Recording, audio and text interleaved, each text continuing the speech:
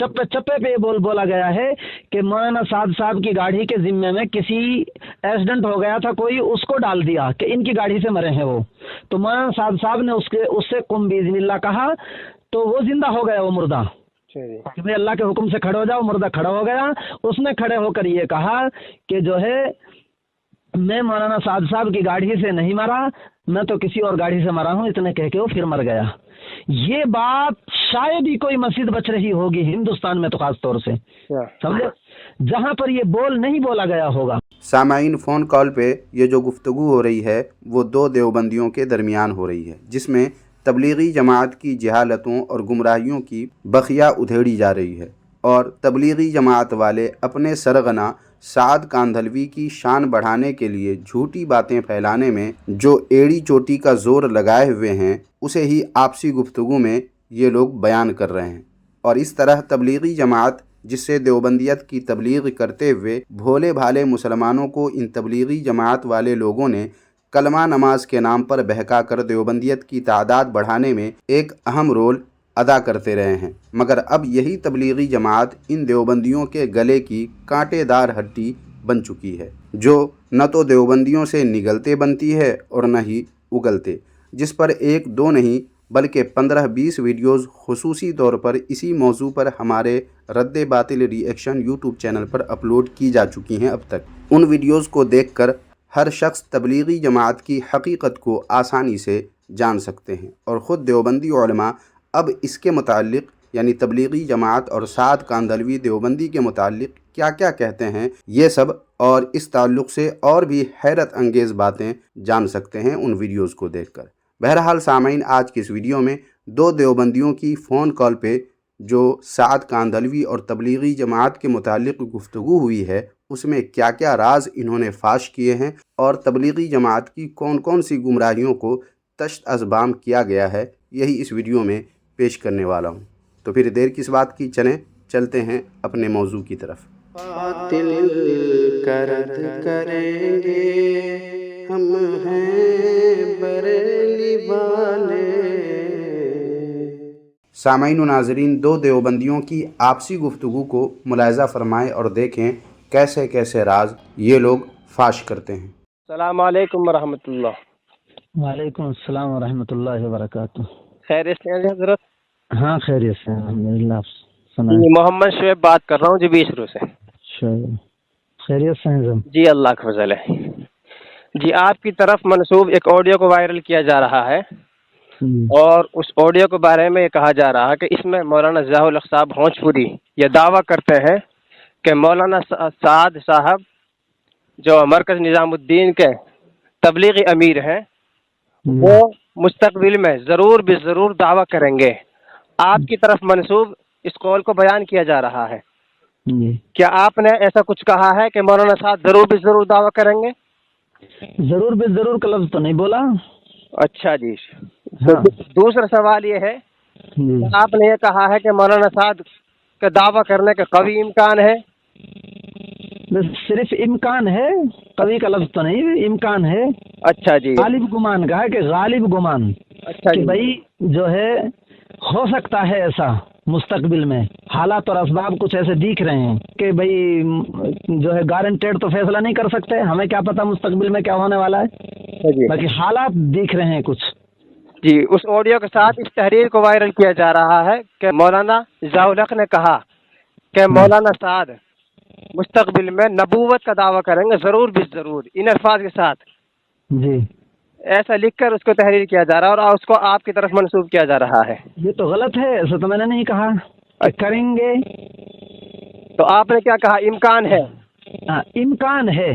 यह कि जो है भाई जैसे हालात लग रहे हैं ना, जी जी। कुरान हदीस की रोशनी में जो कुछ हम समझ रहे हैं जी, ऐसे हालात और असबाब बनते जा रहे हैं, क्योंकि मोहब्बत तो इतनी शिद्दत की उतर चुकी है, अगर किसी नबी के बारे में कोई गलत बोल दे ना, इनको जर्रा बराबर एहसास नहीं होता किसी को भी, और मौलाना साद साहब के बारे में जरा सा कुछ कह दे, फिर देखो ये जो है पंचायतें करते हैं। आप इससे अंदाजा लगा लेना कि हाफिज हमजा साहब हैं एक अडबर गांव के, अच्छा जी, जो है انہوں نے صرف اتنا کہا تھا کہ بھائی جو اسٹیج کے بارے میں یہ بات اڑا دی تھی کہ 2 کروڑ خرچہ ہوا تھا اورنگ آباد کے جلسے کے، اسٹیج کا خرچ تھا 2 کروڑ۔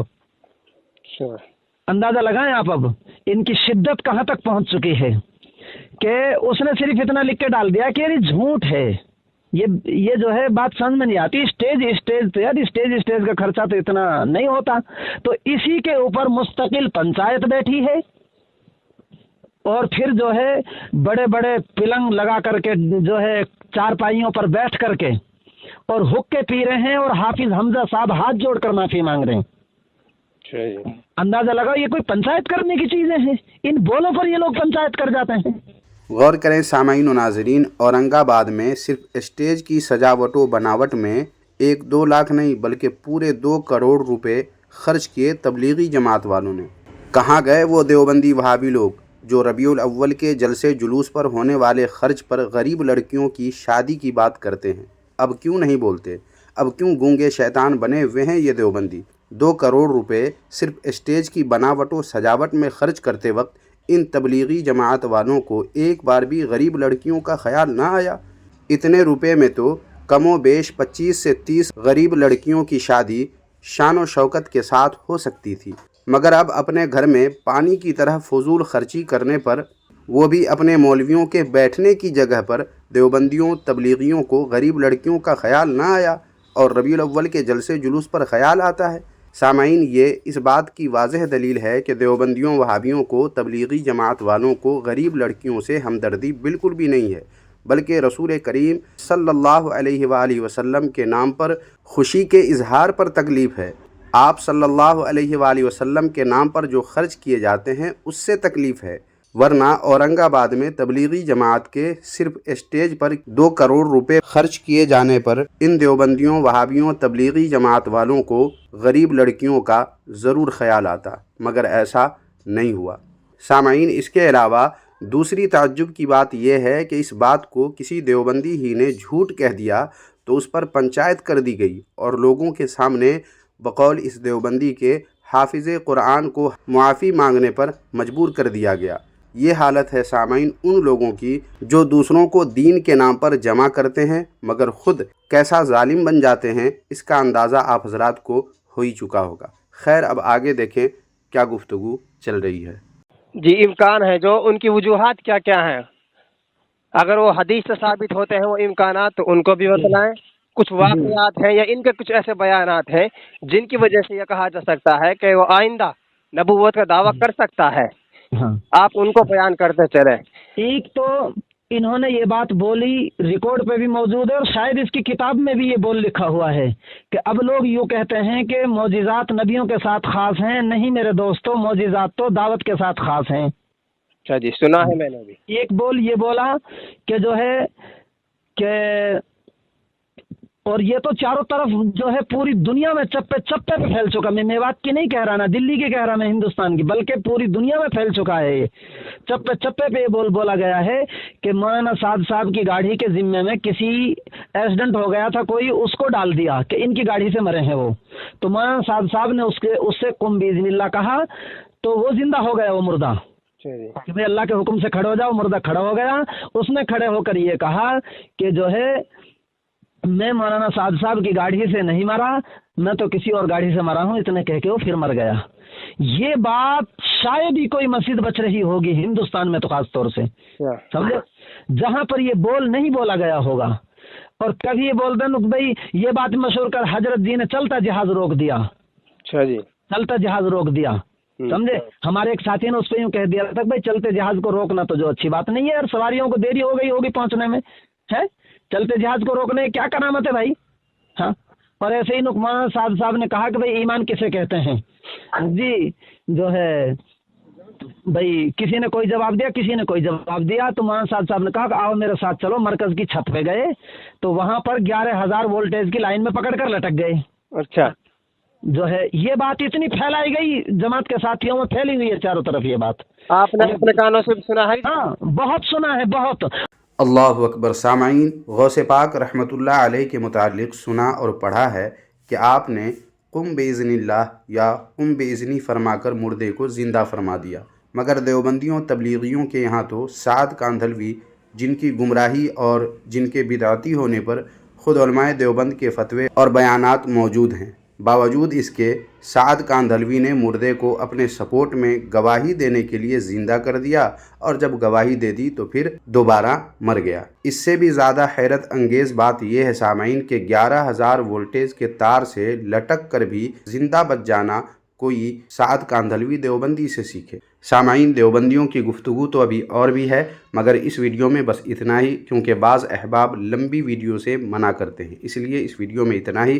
بقیہ گفتگو انشاءاللہ تعالی اگلی ویڈیو میں پیش کی جائے گی۔ اب سامعین، آپ کچھ کہنا چاہیں اس تعلق سے تو کمنٹ باکس میں ضرور لکھیں، اور ویڈیو پسند آئی ہے تو لائک اور ہائپ کر کے ہمیں ضرور بتائیں کہ واقعی آپ کو یہ ویڈیو پسند آئی ہے، اور اپنے دوست احباب میں اور خاص کر ان لوگوں میں جو تبلیغی جماعت والوں کی عیاری مکاری سے مرعوب ہو کر کسی بھی طرح ان تبلیغی جماعت والوں کو اچھا سمجھنے کی غلطی کرتے ہیں، ان تک تو یہ ویڈیو آپ ضرور بھیج دیں، تاکہ ان کو یہ ویڈیو دیکھ کر اپنے فیصلے اور اپنے نظریے پر نظر ثانی کرنے کا بروقت موقع ملے۔ اس لیے ویڈیو کو آپ ان تک ضرور پہنچا دیں۔